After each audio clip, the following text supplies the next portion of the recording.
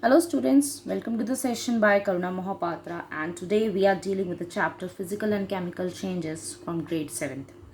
A very important but also very interesting chapter which will make you wonder about the things around you.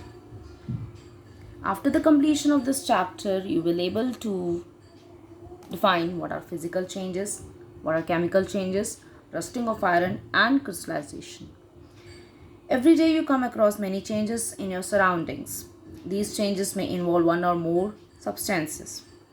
Some changes are temporary, some changes are permanent. For example, when we stretch a rubber band,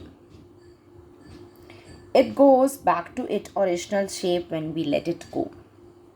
So, that is a temporary change. When we burn a paper, it changed to ash forever. It changed to ash forever. So that change is a permanent change. Some changes are reversible, some changes are irreversible. Ice can change to liquid water and liquid water can change back to ice. So that is a reversible change. But what about the ripening of a fruit? It is not reversible. Some changes are fast and some are slow. For example, burning happens quickly. It is a fast change. But what about turning of milk into curd? That takes so many hours. So comparatively, it is a slow change. Some changes are useful, some changes are harmful. Turning of milk into curd is a useful change. Rusting of iron is a harmful change. Some changes result in the formation of new substances, and in some changes, the substance remain as it is. For example, when we melt ice to form water, has the basic material changed? No, it's still water though it appeared to be different. But when we burn a paper, it turn into ash and smoke. Turn into ash and smoke. Is ash the same material as paper? No, a different material is formed. So on the basis of the above examples, we can differentiate there are two type of changes. One is your physical change and the other is your chemical change. Physical change is a change in which new substance undergo a change in its physical property. Properties such as shape, size, color and state of a substance are called its physical property. Physical changes are generally reversible in nature, and during physical change, no new substance are formed.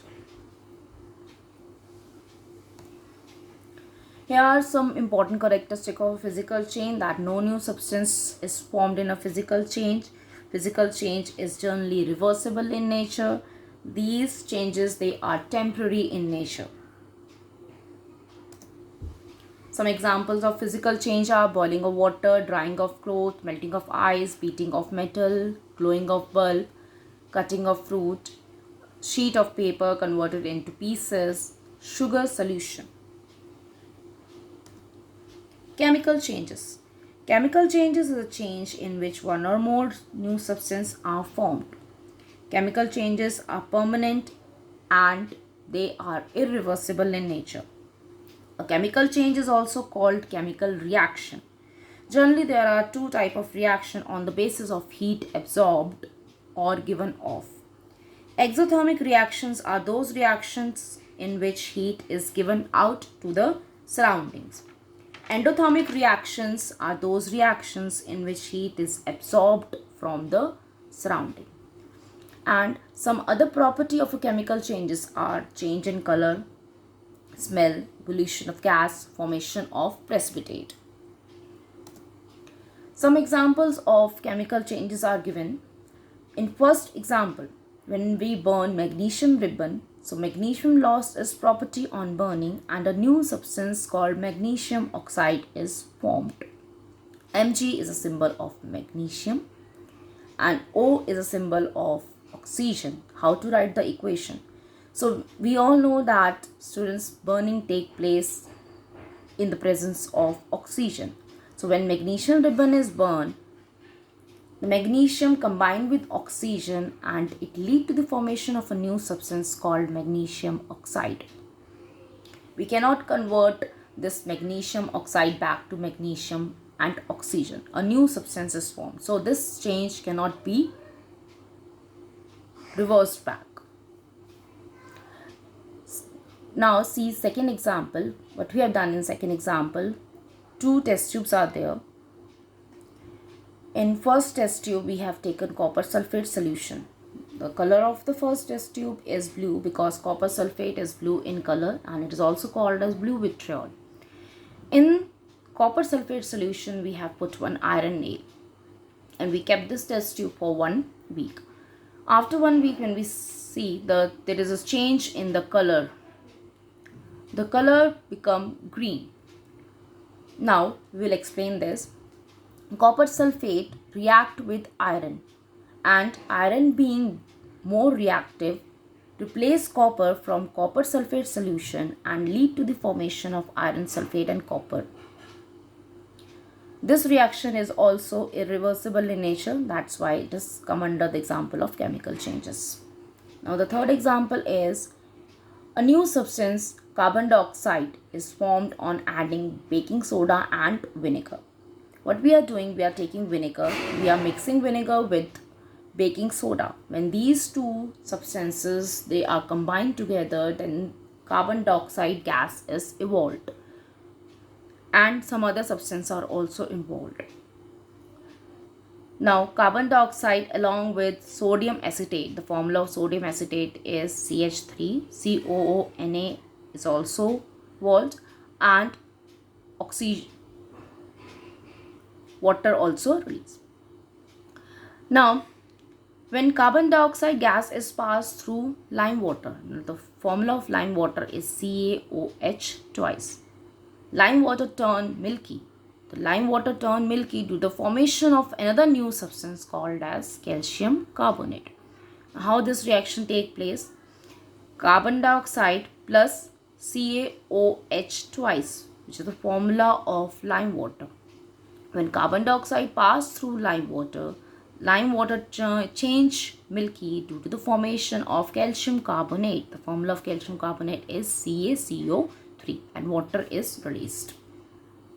So all these three examples belongs to chemical change. Rusting of iron. When iron is left exposed to moist air, it chemically reacts with oxygen and water present in air to form a powdery substance, and the name of that powdery substance is iron oxide and also known as rust. So the equation, how we'll write the equation, Fe is a symbol of iron. Iron when combined with water and oxygen, it leads to the formation of iron oxide. Rusting always takes place in the presence of both water and oxygen. The salt water speed up the process of rusting. Now how we can prevent rusting? Here are some methods we can apply to prevent iron from being rust. First is by galvanization. So galvanization is a process of depositing a layer of zinc on iron. By making alloy, stainless steel is an alloy of iron, nickel and chromium. By applying oil, paint or grease, we can prevent rusting. Now the next topic is crystallization. Crystallization is a process to obtain a substance in pure state from its solution. During crystallization, the solid is first dissolved in water. Then the water in a solution formed is allowed to evaporate. This method is used to obtain large crystals of pure substance. So students, we are done with this chapter. Hope you will understand it. Thank you.